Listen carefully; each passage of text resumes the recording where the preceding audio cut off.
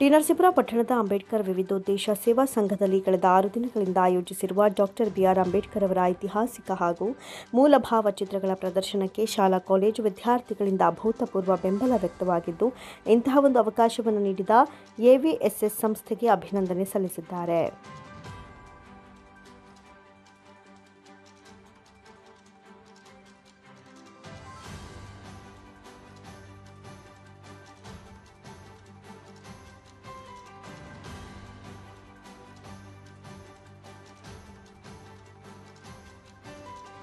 ಇಂದು ಪ್ರತಿಷ್ಠಿತ ಖಾಸಗಿ ಶಾಲೆಯ ಪ್ರೌಢಶಾಲಾ ವಿದ್ಯಾರ್ಥಿಗಳು ಆಗಮಿಸಿ ಅಂಬೇಡ್ಕರ್ ಅವರ ಸೇವೆ ಹಾಗೂ ಸಾಧನೆ ಬಗ್ಗೆ ಛಾಯಾಚಿತ್ರಗಳ ಮೂಲಕ ಮನನ ಮಾಡಿಕೊಂಡು ಮೂಕ ವಿಸ್ಮಿತರಾದರು.